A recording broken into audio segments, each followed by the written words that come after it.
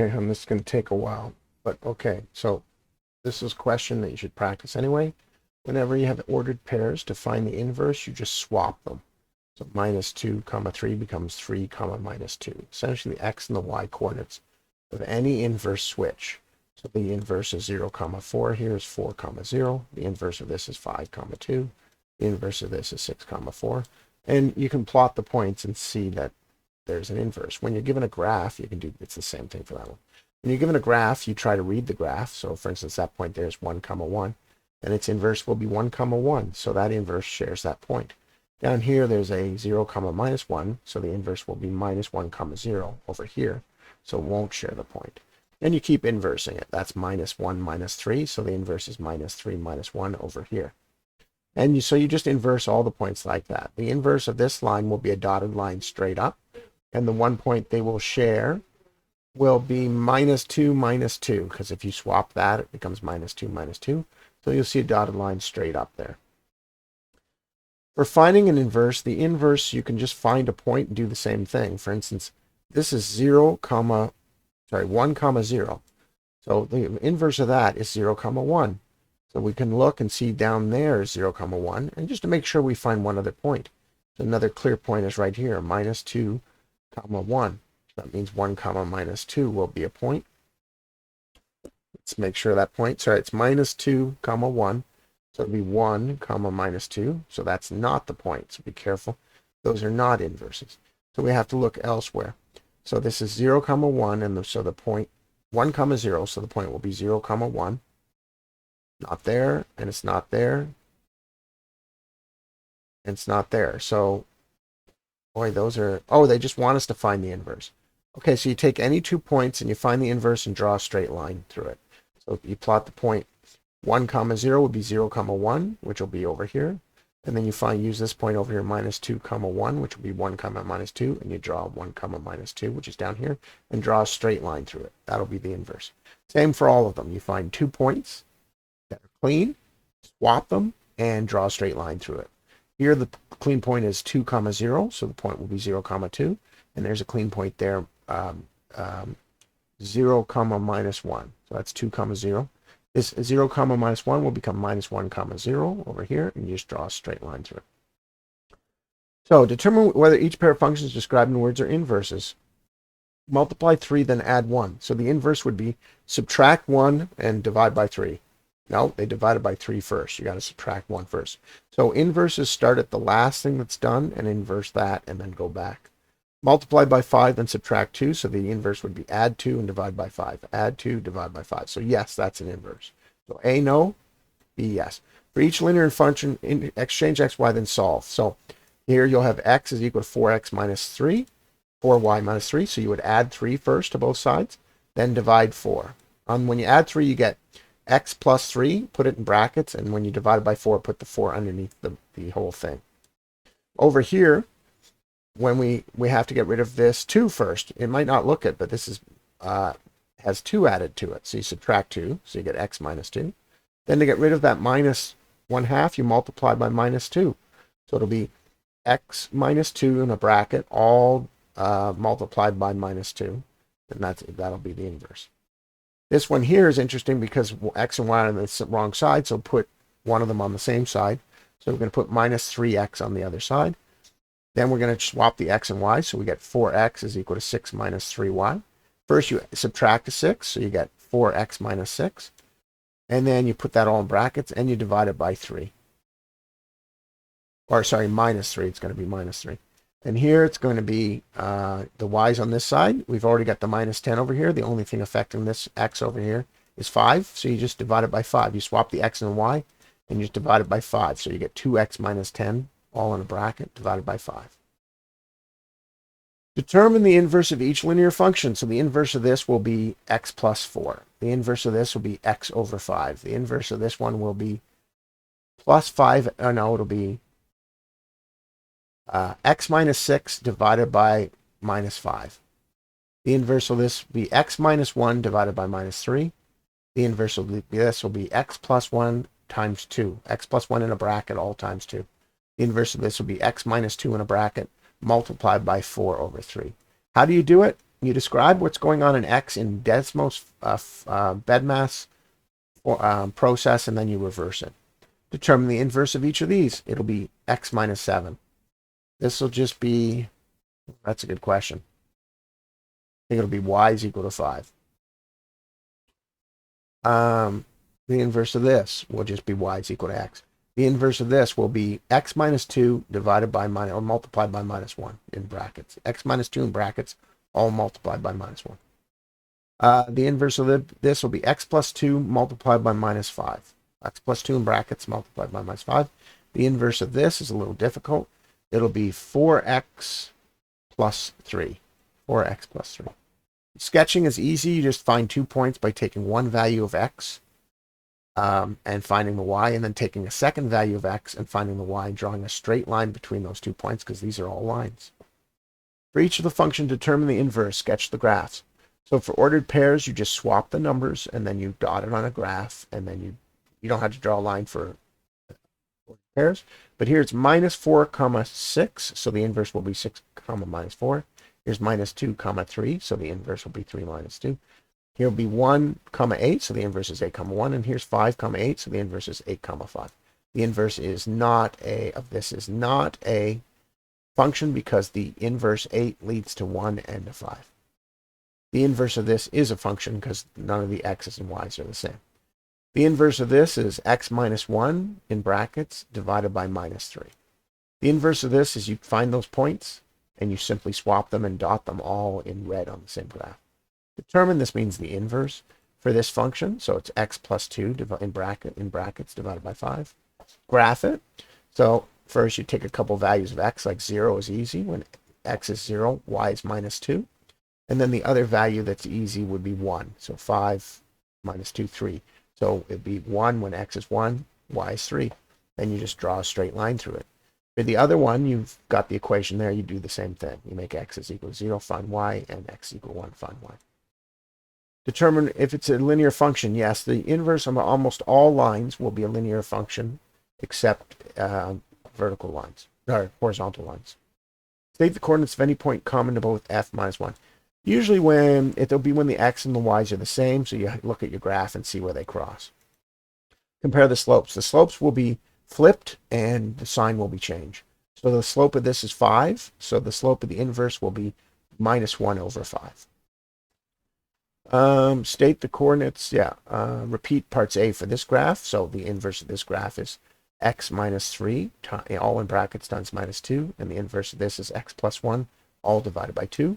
The inverse of this is x minus 6, in brackets, multiplied by minus 1. And this just means y is equal to 2, which means it's a horizontal line, so the inverse will be x is equal to 2, which will be a vertical line at x is equal to 2. Determine the value of each. So when you find G13, you put 13 in for t. So 3 times 13 is 39, minus 2 is 37. So G of 13 is equal to 37.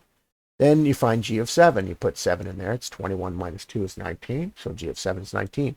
Then when you solve this, you just do 37 minus 19, which is 18, and you divide it by that, which is 6. Whatever I said, divide by 6, and if it doesn't divide, you just leave it as a fraction. What's the inverse of 13? Well, whatever values we found here, which was 13 comma 37, we swap it. The inverse will be 37 comma 13. The inverse of g minus 1 will be the whatever values we found there. We found g7 is equal to 19, so it'll be 19. G minus 7, g negative 7 will be equal to 19. Then you just put those values in here and you subtract them, and you subtract divided by 6. I don't know what it represents because I didn't do it. So formula for that, I think actually I did that in your thing. So the inverse formula of this will be C is equal to F minus 32, all in brackets, multiplied by 5 over 9.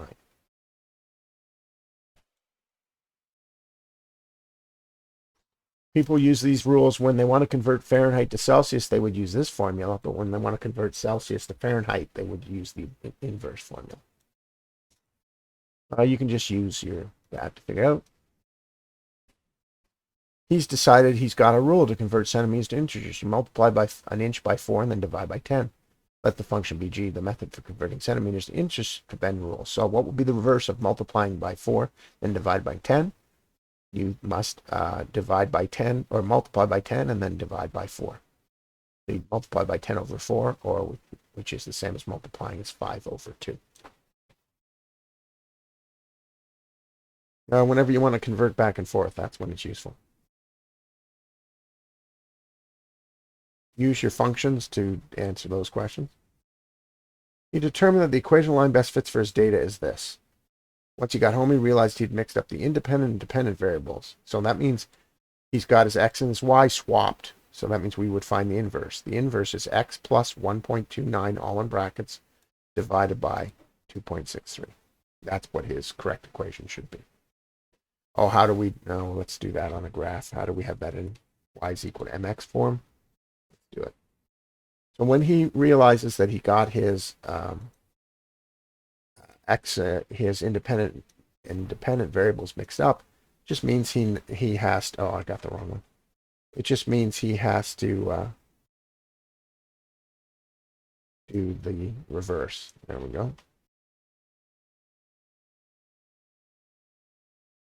Okay, so we're going to do the reverse of that. You have to ask yourself what's happening to x in bed mass order. First, it's being multiplied by this. Then this is being subtracted. So the reverse is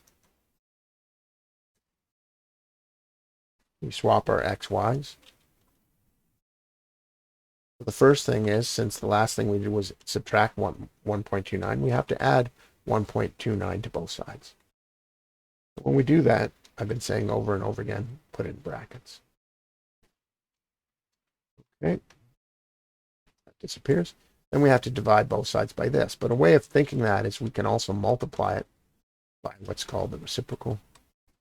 To get to this point, you have to get good at this. So if I just divide by this, instead of multiplying by the reciprocal, I just divide by this. This aside for now. I have to divide both sides. It cancels over here. And I'm left with this, which is correct. This is now the inverse. However, it does not clearly give it in y is equal to mx format, which is why it's actually sometimes smarter to multiply by the reciprocal on both sides, like this. I'm just going to get rid of the original. When I multiply by the reciprocal on both sides, I have to do it on both sides, like that. It's going to cancel here. These are going to cancel.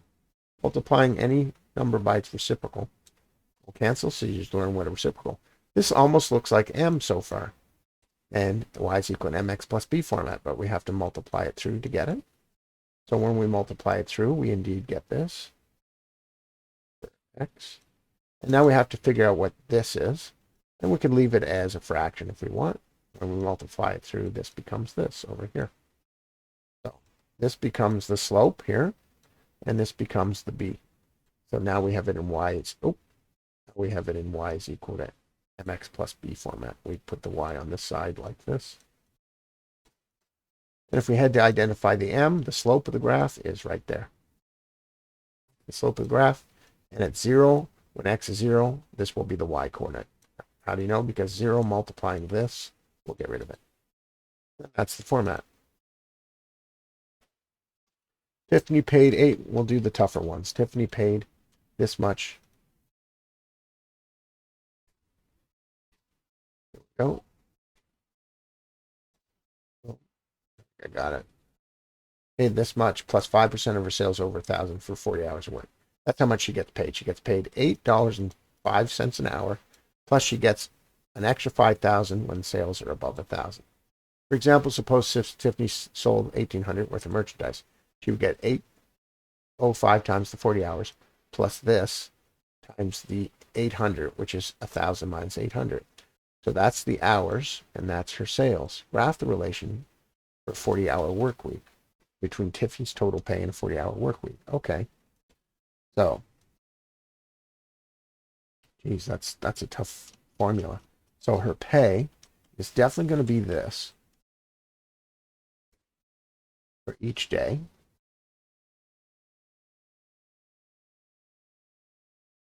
And her sales. So her pay is going to be this. And her sales is this.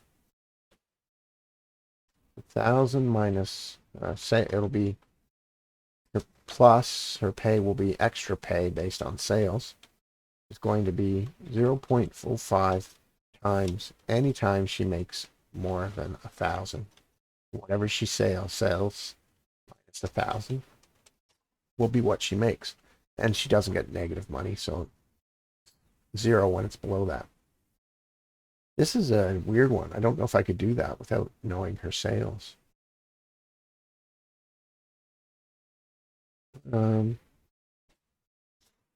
Because you wouldn't count 0. I guess you could let Desmos do it. Let's see what's going on. Put Desmos. Put her pay in here. Pay based by, this will just be her sales. You get 5%, which is 0.05, times X minus 1,000. So you're going to ignore anything where it's 0. Put it at a different scale here to see it. There we go. It's way over there.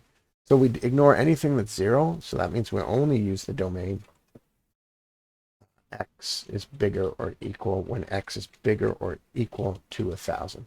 So that's the only stop because she doesn't make negative money. And then her normal pay is this. 40 times, I think she was making 8 something an hour. Making 805.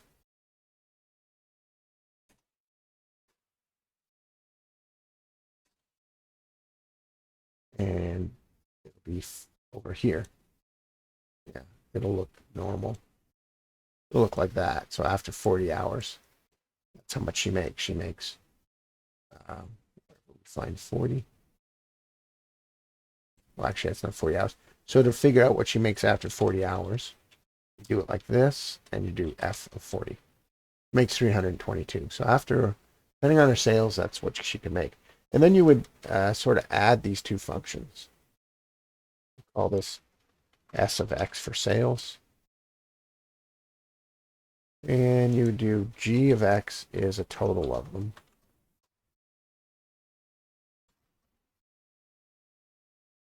But it's not really going to tell us too much. Let's see if we can see even. You really can't figure this out without the sales. So the red line represents, that's her sales. And I don't see the green line. There's the green line. The green line's really only going to start at 1,000.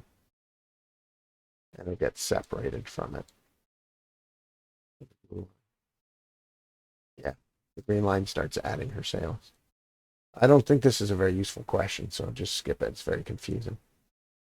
And so they're telling you the inverse. They're telling you the inverse. I'll give you 7 and 16 because they're a little bit more sane. These are advanced questions, so don't kill yourself on them.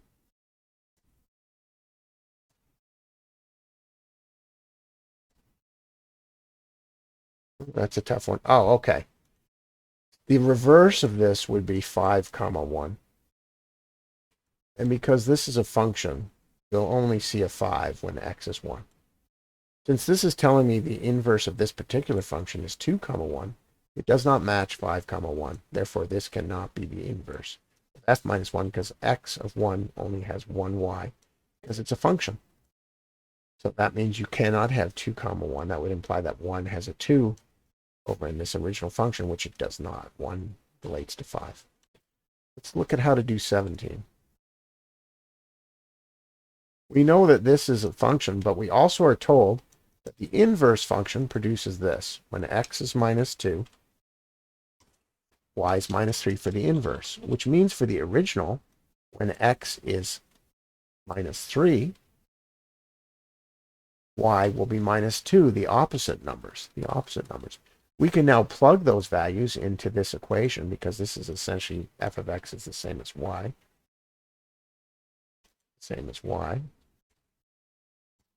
And we now have two x and y values. We can plug that in to this formula to figure out k. So they're telling us that these numbers here, minus 2, is equal to k. 2 plus, you got to leave the plus as is and put the actual x in. 2 plus minus 3 is the same as 2 minus 3. 2 minus 3 is minus 1. To get rid of that minus 1 multiplying k, we divide both sides by minus 1. That gets rid of it here, but we have to do it on the left side. Minus 2 minus 1 becomes 2. So that means k is equal to 2. Boom. We can put it in there. K is equal to 2, so this is the real function. And I like to have the x first, so like that. And I can even figure out the inverse now from that. The inverse will be this. I have to divide by 2 first and then subtract 2. And I have to divide 2 first, even though you might say, but wait, a multiplication is first in bed mass, but this is parentheses. That's first in bed mass. So that becomes second.